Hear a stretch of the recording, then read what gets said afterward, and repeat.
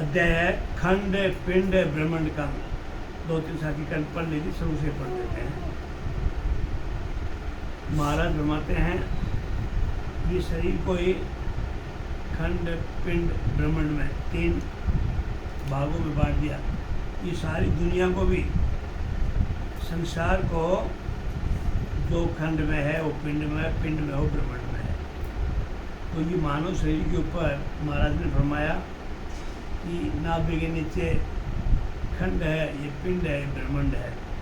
इसके बारे में फरमाया कि राम का नाम आदि अनादि से कल पढ़ा था, आदि अनादि से है। ये कोई राम का नाम की नई भक्ति नहीं है, लेकिन नहीं करने वाले ये कहते हैं ये देखा नया राम का नाम। तो सदगुरु सुखराम जी महाराज ने फरमाया ये तो आदि अनादि से है। लिखा है पूरा गुरु मिला साथी सुझ पाई, रटो राम नामा अच्छी बिया आई। महाराज फरमाते हैं मनुष्य अनादि से राम नाम की भक्ति करता है। आदि अनादि से सृष्टि बनी तब से मनुष्य स्त्री ये राम नाम की भक्ति करता है। वह नाम, राम का नाम वाणी के आधार पे होता है। भक्ति भी राम के नाम पे होती है, लेकिन महाराज फरमाते आगे आत्मा को स्थूल सूक्ष्म शरीर से अलग नहीं कर सकता। आत्मा है ये मानव देह के अंदर है। यदि आत्मा है तो शरीर में सब कुछ है। 3.5 करोड़ रोमावली भी हैं, 68 तीर्थ भी हैं, 5 तत्व भी हैं, 3 गुण भी हैं, लेकिन एक वो आत्मा ही नहीं हो। 100 रुपये धन, जीवात्मा, जीव चेतन, यदि वो ना हो तो महाराज समझते हैं मिट्टी का ठेला है। और ये आत्मा स्थूल है, स्थायी है, और शरीर बड़ा सूक्ष्म और छोटा है। तो महाराज फरमाते हैं इसको अलग नहीं कर सकते। सब सच्चे संत मिलते हैं तब राम नाम की विधि से रटा करके पार ब्रह्म का निज नाम सत्य नाम है। महाराज फरमाते हैं जब तक सच्चे संत नहीं मिलते तब तक राम की भक्ति का ज्ञान नहीं मिलता, और जब तक राम की भक्ति का ज्ञान नहीं मिलेगा तो महाराज फरमाते हैं उस ब्रह्म की प्राप्ति नहीं होती, उस निज नाम की जागृति नहीं होती। देखो संतों ने कितनी अच्छी बात है, ये मानव रूपी शरीर है, इसमें ये आत्मा है, इसमें एक परमात्मा है, और साधन भी करने का अंदर ही है। बाहर से बाजार से कुछ नहीं लेना, फिर भी आत्मा परमात्मा के भजन के लिए तड़पती रहती है। ये विलाप करती रहती है कि मैं परमात्मा से कब मिलूं।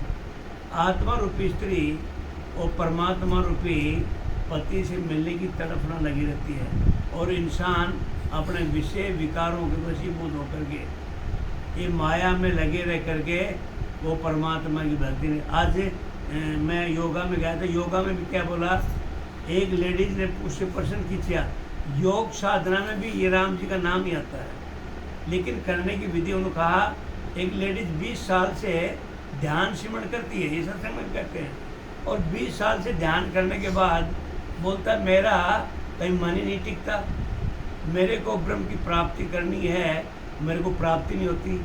ये बड़ी शर्म की बात है, 20 साल से ध्यान कर कुछ भी हाथ पल्ले नहीं पड़ा। इसका मतलब क्या है? इसका मतलब ये है अब वो राजा और पंडित जी को बांध के बैठाया। परसों मैंने बताया था ना, राजा भी बंधा हुआ है, पंडित जी भी बंधा है। क्यों? पंडित जी अपने ये सोने की मोहर लेके जाता था, उसका भाव ये था मैंने 100 सोने की मोहर राजा से लेना है। राजा का ये भाव था कि पंडित जी आ रहा मैं तो 100 सोने की मोहर देता हूँ। अरे ऐसे परमात्मा मिल जाए तो ऐसे ऐसे धनी आदमी बैठे हैं पूरा रजवाड़ा ही दे दें। ये कितनी मूर्खता है। तो वो योग वाला बोल रहा था, एक लेडीज ने मेरे से पूछा मैं ध्यान करती हूँ लेकिन मेरा तो ध्यान लगता है नहीं। तो उसने कितनी सुंदर बात कही योग साधना योग गुरु ने। अब कोई भी काम करो विधि विधान से करो, पूरा करो। जब तक पूरा नहीं करोगे तो कुछ आनी जानी नहीं है। आज महाराज बार बार फरमाते हैं भजन करो लेकिन सतगुरु विधि से करो। सांसों सांस करो। वो उसने बताया जैसे सत्संग बताने 1 घंटे में कोई ताकत नहीं, अब जागृति ना होने, लेकिन भाव प्रेम करने का ढंग, ऐसा सुखराम जी महाराज बार बार फरमाते हैं। निज नाम की जागृति करा देते हैं कि ऐसी सच्चे संतों की शरण में जाए तो महाराज फरमाते हैं उसको प्रकट करके केवल पद आनंद पद की प्राप्ति करा देते हैं। इसलिए सच्चे महापुरुष मिल गए, वह मनुष्य जन्म मिल गया तो उनकी बताई विधि से राम नाम रटो। जैसे संत फरमाते हैं, सुखराम जी महाराज ने फरमाया इस भजन करना है सदगुरु विधि से। महाराज भी फरमाते हैं, साधना वाले बताते हैं, आज उधर भी बताया, ब्रह्म मुहूर्त में उठो, ब्रह्म मुहूर्त में हो सकता है तो 3 बजे उठो। ज़्यादातर सिंधी थे ये बोला, सिंधी लेट उठते हैं, 5 बजे उठो, लेकिन 4 बजे उठ जाओ, ब्रह्म मुहूर्त में योग साधना करो, परमात्मा की भजन अपने आप जागृत कर देगा। उसने भी ये बताया, सांस को रोको, लोम विलोम करते हैं, सांस को देखो, मेरे सांस का दर है, श्वासारूपी धन को अनुभव करो, नाभि में है, कंठ में है, ब्रह्मांड में है, चल रहा है नहीं चल रहा, योग साधना में भी है, राम जी के नाम में भी है। वो श्वासारूपी धन को पहचानो, श्वास को रोको, तब परमात्मा की प्राप्ति हो जाएगी। लेकिन महाराज समझते पूरा ध्यान नहीं करते, पूरा ज्ञान नहीं लेते तो परमात्मा की भक्ति, कोई भी काम अधूरा करोगे तो उसमें सारी गड़बड़ी रहनी। पाई नर देई भरत खंड आयो, बंछे इंदर ब्रह्मा ऐसो धन पायो। महाराज फरमाते हैं भरत खंड में मनुष्य शरीर मिल गए, भरत खंड है जहाँ बैठे हैं, ये भरत खंड में मानुष्य शरीर मिलना बड़ी महिमा की बात है। ये बड़ा बड़ापन है परम पिता परमात्मा का, भरत खंड में मानव शरीर मिलना। उस शरीर की इंद्र ब्रह्मा अन्य देवता बिछेंगे। सुखराम जी महाराज फरमाते हैं अब इस शरीर के लिए, ये मानव शरीर के लिए ब्रह्मा विष्णु महेश इंद्र भी, ये देवता भी मानव शरीर के लिए इच्छा करते हैं, हे परमात्मा हमारे भी हो ऐसे भाग्य हों कि हमें भी ये देवता से मानव शरीर मिले।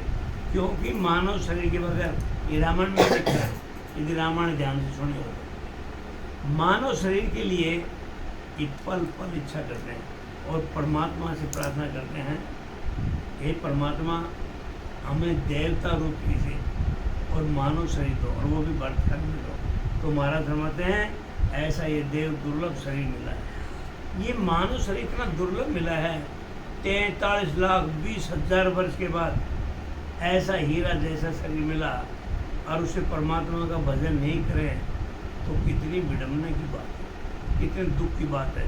महाराज ने हम पशु योनि के बराबर बताया, बार बार फरमाते हैं ये मानव शरीर बार बार नहीं मिलता। अपने आप किसी से पूछने की जरूरत ही नहीं है, अपने आप में सोच लो, शादी थे जब कैसे थे, शादी के बाद कैसे थे, नीचे बैठे, मुड्ढे पे बैठे, चेयर पे बैठे, और फिर इजी चेयर बिछाने लगी। आजकल इजी चेयर आने लगी, खड़ी कुर्सी पे भी नहीं बैठ सकता आदमी।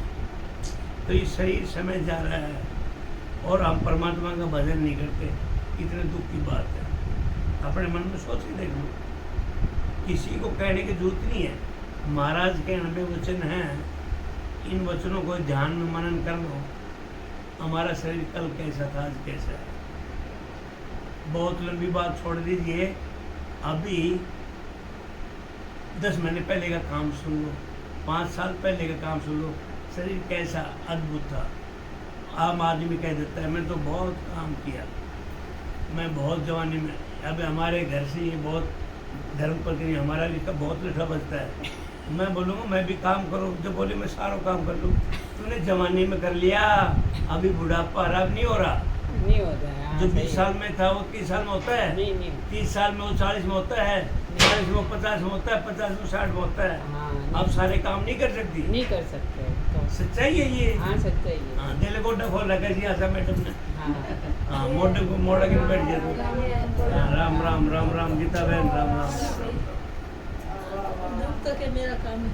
तो संत बताया अरे भाई कोई संत महाराज फरमाते हैं किया कल जाएगा आपको। कल चर्चा हो रही थी गीता बहन के पास जाएगी मंडली मिलने के लिए मैं वो मैं ही भेज दिया भगवान ने कि तू ही जा। हाँ। कल तो महाराज फरमाते हैं इस शरीर को इंद्र ब्रह्मा विष्णु अन्य देवता भी इच्छा करते हैं, ऐसा ये देव दुर्लभ शरीर मिला है। ये मानव शरीर बड़ा मुश्किल से मिला है, इसको व्यर्थ मत गवाओ, परमात्मा का भजन कर लो। दीवी सूझ सारी लिया गर्भ वाचा, किया कोल हर्षू करो बोल साचा। महाराज फरमाते हैं गर्भवास में परमात्मा से कोल वचन किया और सारी शुद्धि। महाराज फरमाते हैं वो जब जीवात्मा माँ के गर्भ में था तो माँ गर्म खाए तो जीत आत्मा को ठेस पहुँचे, ठंडा खाए तो ठेस पूछे, ज़्यादा नमक मिर्च का तो ठेस पूछे, माता जी गलत बैठ जाए तो ठेस पूछे। वो जीव आत्मा को एक नहीं हजार करोड़ों छोटे छोटे जीव काटते हैं और वो जीव आत्मा परमात्मा से कोल करार करता है, मेरे को परमात्मा मलमूत्र से निकालो, मेरे पाल कोड़ने से निकालो, मैं परमात्मा को एक पल भर भी नहीं भूलूंगा। और परमात्मा उस जीव को कहता है अरे मूर्ख, जब तू संसारी रूप में जन्म लेगा तो मेरी भक्ति को भूल जाएगा और मोह माया के चक्कर में मिल जाएगा। ये कौन करार परमात्मा के साथ उस जीवात्मा के माँ के गर्भगाट में होता है, वो पाल कोरड़े में होता है। तो महाराज फरमाते हैं सारी शुद्धि इसलिए अब मनुष्य शरीर मिला है, उन वचनों के माफिक भजन करो। ऐसा कहते हैं क्योंकि परमात्मा का यदि कौल करार कर गए हैं और भजन नहीं किया तो परमात्मा के हम बड़े दोषी हैं। किसी से 100 रुपये ले लिया और 100 रुपये नहीं देते, जब तक 100 रुपये नहीं देंगे पीछा नहीं छूटता, समाज में बेइज्जत होना पड़ता है और पुलिस केस भी बन जाते हैं। और लेकिन महाराज ने फरमाते हैं ये मानव से इतना कीमती चीज़ को कीमत नहीं है, और उसे कौल करार करके माँ के कोरने से बाहर आए और परमात्मा का भजन करके ये सब लेकर परमात्मा का भजन नहीं किया तो परमात्मा के कितने दोषी हैं। आगे लिखा है अब शिष्य कहते हैं जतो सत्य समझा तपो त्याग कीना, हुआ शुभ कर्मी स्वर्गाधिक लीना। शिष्य कहता है, ये तो सुखराम जी महाराज ने शिष्य को समझाया, अगर मानव शरीर परमात्मा ने दिया है कि परमात्मा की भक्ति कर, राम की बात भक्ति आदि अनादि से ब्रह्मा विष्णु महेश भी मानव जीवन के लिए तड़पना करते हैं। तो शिष्य कहता है कि जतिपना रखे या सतपना रखे या तपस्या करे। गुरु महाराज से सतगुरु महाराज से पूछते हैं हे गुरु जी क्या करें? शिष्य कहता है जतिपना रखे, सतपना रखे या तपस्या करें या त्याग करें, सब शुभ कर्म करके देवताओं की योनि या लोक की प्राप्ति करता है। करे जिग सो एक हुए इंद्र राजा, वंशे नर देही जिनका किण काजा। सो यज्ञ करने पर इंद्र पद की प्राप्ति होती है। वह भी मनुष्य जन्म की इच्छा करते हैं। महाराज फरमाते हैं इंद्र कब बनता है? सो यज्ञ करने के ऊपर इंद्र की उपाधि मिलती है, इंद्र का पद मिलता है। लेकिन इंद्र भी मनुष्य जीवन पाने के लिए इच्छा करता है। ये मानव जीवन सस्ता नहीं है और लोग इसको व्यर्थ में गंवा रहे। क्यों? कीमत नहीं करते। वो एक कुम्हार वाली बात है, उसको पारस पत्री मिल गई और वो पारस पत्री को समझ गए, गधे को टांग दिया और गधे को दे करके किसी आलतू फालतू को दे दिया। जिसको उसको कीमत थी वो पारस को पा गया। तो ऐसे ही ये मानव इंसान है, इसकी कीमत नहीं पता। और महाराज फरमाते हैं इसको व्यर्थ में। इंद्र देवता भी मानव जीवन के लिए इच्छा करते परमात्मा से, इसका क्या कारण है? ब्रह्मा विधाता रचे जीव सोई, मिनक तन मांगे कहो अर्थ मोही। ब्रह्मा सारी सृष्टि वह सब जीवों को रचते हैं, वो भी मनुष्य जीवन की इच्छा करते हैं। महाराज फरमाते हैं ब्रह्मा जी ने इस पूरी सृष्टि की रचना की, लेकिन ब्रह्मा जी भी परमात्मा से प्रार्थना करते हैं, हे परमात्मा मेरे को भी मनुष्य जीवन दो, ये मानव शरीर मेरे को भी दो, ये मानव मंदिर मेरे को दो, इसका क्या कारण है? क्योंकि उनका भी सृष्टि रचने का आधार था राम जी का नाम। इस दुनिया में एक निराधार है तो राम जी का नाम है, बाकी सब आधार है। ब्रह्मा विष्णु महादेव शक्ति, इन्होंने सृष्टि को बनाया, संसार को, लेकिन उन्होंने भी राम जी का आधार लेना पड़ा। ब्रह्मा जी भी कहते हैं मैं सृष्टि बनाता हूँ, लेकिन मेरे को भी तड़पना है, मैं परमात्मा से प्रार्थना करता हूँ मेरे को भी मानव जीवन दो। अब सदगुरु महाराज की क्या वचन है? अबे संत बोला सुनो शीश वाणी, करूँ न्याय ऐसा जैसा दूध पानी। सदगुरु महाराज फरमाते हैं कि शिष्य मैं अब ऐसा न्याय करूं जिससे कि दूध एक तरफ और पानी एक तरफ हो जाए, यानी सही बात मालूम हो सके। सदगुरु श्री राम जी महाराज ने फरमाया शिष्य को कि मैं ऐसी न्याय करता हूं, दूध अलग हो जाएगा, पानी अलग हो जाएगा। तो आगे फरमाते हैं करे शुभ सारा, पदवी देव पावे, हुए पुण्य पूरा, वासु काल ढावे। पहले शुभ कर्म करके देवता पद प्राप्ति करते हैं। ये देवता की पदवी भी इतनी आसानी से नहीं मिलती।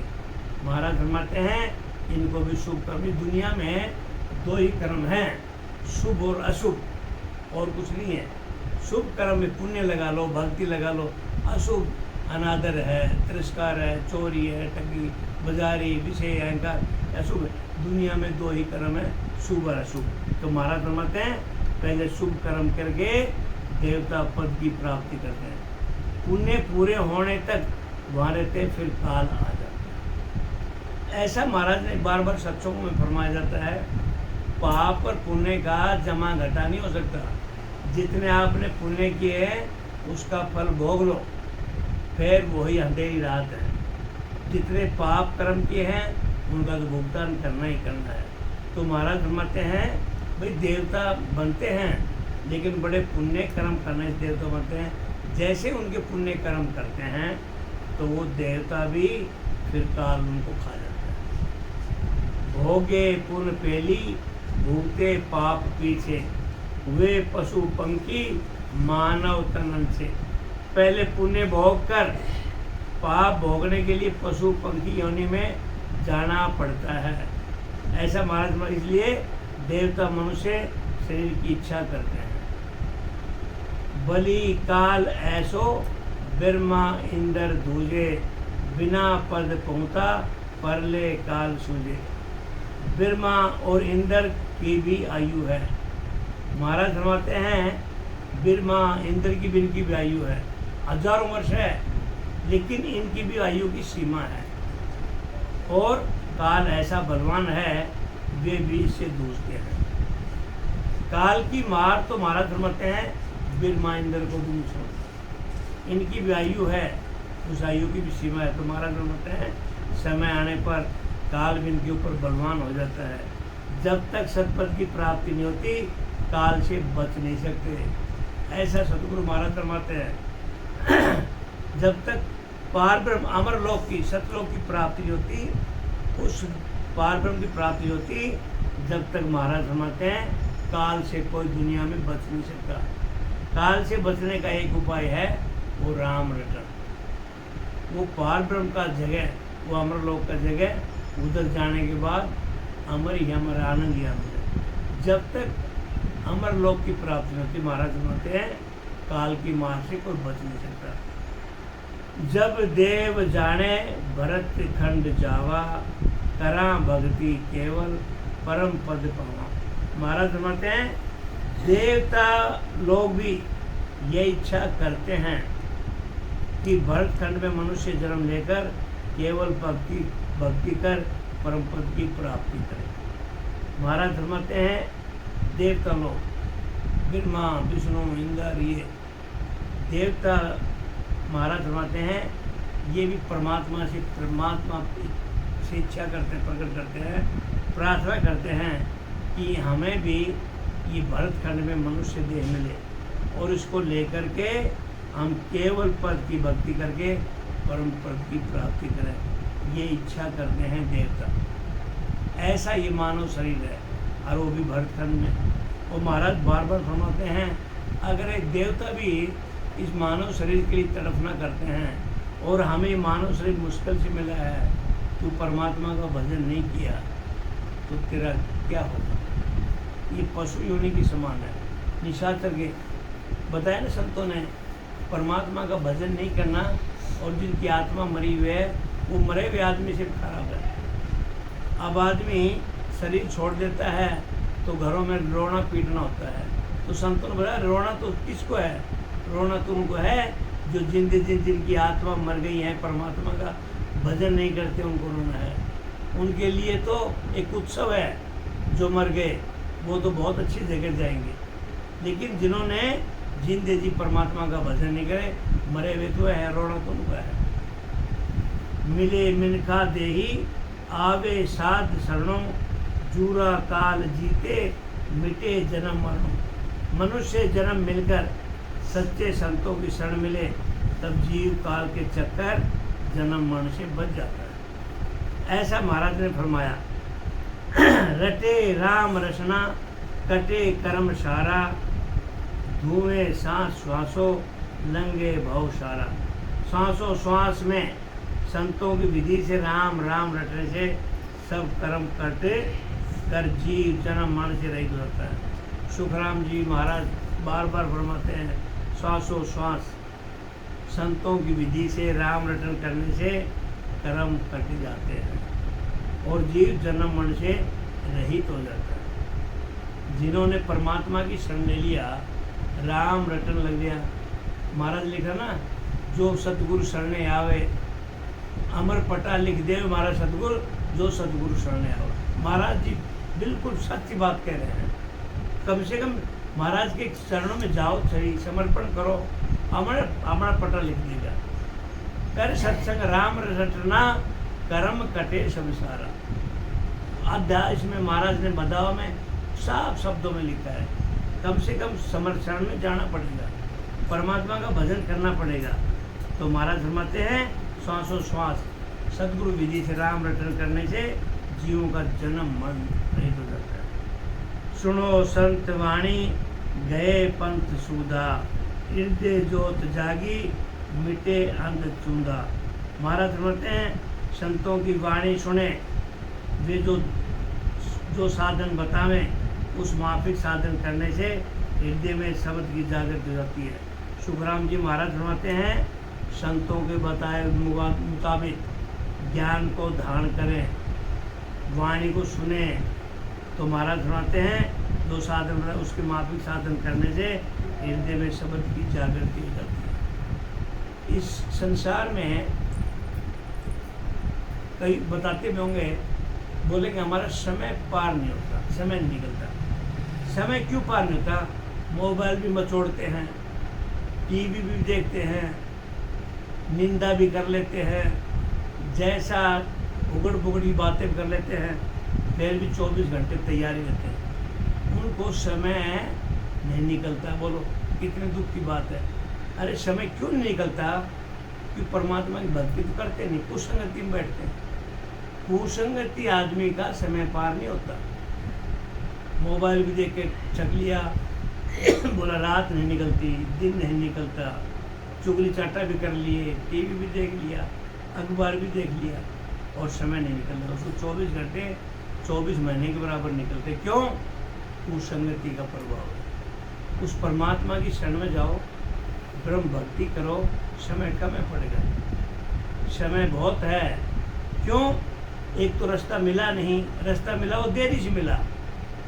जब रास्ता जाने के नज़दीक आ गए हम, सत्संग तो मिला, लेकिन सत्संग में भी देरी से लगे, और देरी से लगने के कारण फिर जिस रास्ते पे जाना है वो रास्ता नज़दीक आ गया, बहुत नज़दीक आ रही है। तो महाराज फरमाते हैं, परमात्मा की भक्ति कर ले, आप परमात्मा को अपना बना ले। दुनिया में कोई नहीं है, अपना है तो राम जी का नाम है। इस संसार में अपना कोई नहीं है। तो यही ज्योति जागना है। उससे भ्रम व अज्ञान रूपी अंधकार का नाश हो जाता है। तजे आन दूजा करे संत सेवा, भजे देव आत्म लखे भक्त बेवा। आन इसकी उपासना छोड़ करके संतों की सत्संग करें। महाराज फरमाते हैं उपासना आन की भक्ति छोड़ करके संतों का सत्संग करें और वे बतावें उस माफिक साधन करना जो संतों की सेवा है, उनसे आत्मा में परमात्मा पद की प्राप्ति करने का भेद ले रहे। ऐसा सुखराम जी महाराज ने फरमाया। हमारे गांव में 2-3 आदमी हैं बीमार हैं, क्यों मैं जो देखूं वही बताऊंगा। इधर भी मैंने देखे कि राजू भाई का बाप था 3 साल कोरडे में बंद रहा, कोई मिलने नहीं गया। कौन जाएगा, कोरडे में बंद था। मैं बैठ जाऊंगा, मेरे पास भी कोई मिलने नहीं आएगा। एक बनाएंगे, चलो मिल लेते हैं भाई, जान पे जाना है, फिर 6 महीना बहुत इतने में मर लूँगा। परमात्मा को अपना बना लो। अपना परमात्मा कोई नहीं है, कोई नहीं। न बच्चे हैं, न बहू है, न स्त्री, न पुरुष है, सब स्वार्थ का नाता है। तो महाराज फरमाते हैं कलयुग एक नाम, तुलसीदास ने कहा कलयुग एक नाम अधारा, सिमर सिमर न उतर जाए। स्त्री पुरुष का एक नाता स्वार्थ का है। वो अपने स्वार्थ के लिए स्त्री के पीछे भागता है, स्त्री पुरुष के भाग। इससे ज़्यादा और क्या बताएं। कोई परमात्मा को अपना बना लो, फिर कितनी हिम्मत आती है। देखो आदमी बैठा बैठे ही सोचता है कोई आए तो भला, ना आए तो भला। लेन देन के खाते हैं। हाँ, लेन देन के खाते हैं बस। ये रिश्ते हैं, ये तो गृहस्थी जीवन के। वो किसी के साथ मरता है क्या। आत्म में परमात्मा आगत लखे न कोई, भरम करम जुग बंधिया, मुक्त कहाँ से होए। महाराज फरमाते हैं जब तक अभी मैं बीमार पड़ गया और मेरे घर वाले भी बढ़िया है, बच्चे भी बढ़िया हैं, पुत्र वधू बढ़िया हैं, भाई भी बढ़िया है, सब सत्संग भी बढ़िया है। शरीर का दुख तो मैंने सहन करना पड़ेगा ना, इसको तो कोई ले नहीं सकता। कोई नहीं ले सकता। इस शरीर का दुख परमात्मा ले सकता है। सभी अच्छे हैं, खराब कोई नहीं है, कोई नहीं। 24 घंटा मिलने बैठे भी रहेंगे, लेकिन मेरी जो शरीर की पीड़ा है उसको तो नहीं बता सकता ना कोई। उस शरीर की पीड़ा को तो परमात्मा ही बता सकता। बोलता रहे तू मेरा चिंतन कर, चिंता मत कर, मैं तेरे साथ बैठूं। वो परम पिता मेरा है, वो अंदर गज के अंदर बैठा है, उसको अपना मन, सब कुछ अपना है, प्रेमी है। चलो ये भी बात छोड़ दो, कोई खराब नहीं, सब बढ़िया है। सेवा पानी खाना पीना नहाना सब हो रहा है। शरीर की पीड़ा कौन भुगतेगा, वो तो मेरे को भुगतना पड़ेगा। और वो आत्मा, वो परमात्मा तेरे अंदर बैठा है। क्यों तूने परमात्मा का भजन नहीं किया, वो पीड़ा बढ़ा देगा। तो उसको अपना बना लो, वो पीड़ा को कम कर देगा। ध्यान से सत्संग जी महाराज ने एक कड़ी खोल के बताया, परमात्मा अपना साथी, वो पीड़ा को कम कर देगा। वो सुई का कांटा बना देगा, पहाड़ का राई बना देगा। आत्म में परमात्मा अगत लखे ना कोई, भरम कर्म जुग बांधिया, मुक्त कहाँ से होए। जब तक संसार भरम कर्म में बंधा रहता है तो उसे आत्मा में परमात्मा की प्राप्ति का भेद नहीं लिख सकता। महाराज फरमाते हैं तो मुक्ति मोक्ष कैसे हो सकती है। महाराज ने कितनी अच्छी साखी बताया कि संसार के कर्मों में बंधा रहता है, वो माया के बंधन में लगा रहता है। खराब की परिवार की कोई खराब की भाषा आई नहीं रही है। अरे तो संसारिक धंधों में लगा रहता है, जिसको अपना बना करके बैठा है, तो तेरे को वो अपना नहीं है। तू सतगुरु की विधि से परमात्मा का भजन करके वो परमात्मा को अपना बना ले, मुक्ति का मोक्ष का साधन कर ले। तो सुन वाणी चेतिया, शिवर्ण लाग्या सूर, राम नाम लिव लागी, सुना अनहद दूर। सतगुरु के वचन सुनकर शिष्य भजन करने लग गया। जब ऐसी मार पड़ती है, महाराज फरमाते हैं जब सतगुरु के वचन शिष्य के हृदय में पड़े तो शिष्य भजन में लग गया। तो जिससे राम नाम की लीव लग गई, जिसे शब्द जागृत होकर उसका सब जगह अनुभव होने लगा। 3.5 करोड़ ब्रह्मावली में रोम रोम में और राम नाम का अनुभव होने लगा। श्रवण भवन सुहावना लागे सुनया श्रवण बाजा, मन वो हरक बधाई कीनी, जिन सतगुरु महाराजा। जब शब्द की ध्वनि कानों में सुनी तो वह ध्वनि कानों को बड़ी सुहावनी लगती है। महाराज फरमाते हैं सतगुरु विधि से भजन किया और वो शब्द जब कानों में गुजरने लगा तो वो ध्वनि कानों को इतनी सुहावनी लगती है जैसे श्रावण के महीने में कोयल पपे की आवाज़ लगती है। तो महाराज फरमाते हैं मन को भी बड़ा आनंद आता है। ये मन इधर उधर जो भागता है, ये शैतानी मन जब परमात्मा की भक्ति लग जाता है तो मन को भी बड़ा आनंद आता है, मन भी भक्ति में लग जाता है। तो महाराज फरमाते हैं और कहता है सतगुरुदेव आपको धन्य है। जो भक्ति से इधर उधर जा रहा था आज वो भी कहते हैं हे परमात्मा धन्य है कि सतगुरु विधि से भजन करने से मेरे को भी आनंद आ रहा है। राम नाम रसना लिव लागी, कंठ में गदगद वाणी, कन कन रोम कंप कंपी चाली, नैन शब्द पानी। जब रसना से राम नाम की लिव लगी, कंठ में शब्द की जागृति हो गया, रोम रोम में कण कण में शब्द का अनुभव होने लगा। महाराज फरमाते हैं सतगुरु विधि करने से राम रसना लगी, कंठ में शब्द की जागृति होगी, रोम रोम में 3.5 करोड़ रोमावली में कण कण में शब्द का अनुभव होने लगा। नेत्रों से बरसात की तरह पानी की धारा बहने लगी। महाराज फरमाते हैं ये सत शब्द की कला है। कंठ भवना बीच कवल्या फुल्या, जामे शब्द प्रकाशा, सुरत निरत मन पवना दिशे, आवत जावत सांसा। महाराज फरमाते हैं जब कंठ कवल पर शब्द का अनुभव हो गया तब सुरत निरत मन व आते जाते सांस की मालूम पड़ने लगी। सत शब्द जब आता है कंठ कवल पे तो महाराज फरमाते हैं सुरता के आधार पर अनुभव होने लगे। मेरा 100 रुपये धन कहाँ जा रहा है, कहाँ रुक रहा है, ये अनुभव होने लगा। और महाराज फरमाते हैं सूरत ने मन आते जाते सांस की मालूम पड़ने लगी। झिलमिल जोत जिगामिग, बाजे अनहद तूरा, हृदय भवन विराजा सदुर, तेज पुंज का नूरा। हृदय कमल पर शब्द की ध्वनि होना ही शब्द की दिव्य ज्योति है। हृदय पे जब शब्द का प्रकट होना, महाराज फरमाते हैं उधर दिव्य ज्योति जैसा उजाला हो गया। शब्द का अनुभव होना ही अनहद बाजा बाजना है। हृदय स्थान पर शब्द का अनुभव होना ही सदगुरु का स्वरूप है। अमृत बूंद लूम जड़ लागी, मोत्या अमर छाया, आत्म में परमात्म प्रगटा, नाम नभ घर आया। श्वासों श्वास में भजन करना ही अमृत की बूंदों की जड़ लगना है। महाराज फरमाते हैं भजन करना है लेकिन सतगुरु विधि से करना है। श्वासों श्वास वो अमृत की बूंद है, आनंद लेना, अनुभव करना, मोत्या अमर छाया है।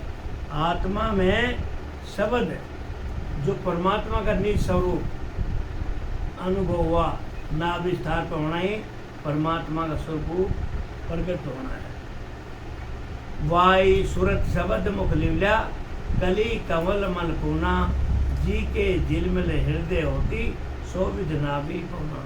महाराज फरमाते हैं वही सुरत, वही मुख, वही लिव, वही लगन जो श्वासा में मन लगाने से हृदय में होती थी वही नाभि स्थान में होने लगी है। चलो राम राम। हो गया उसका तो।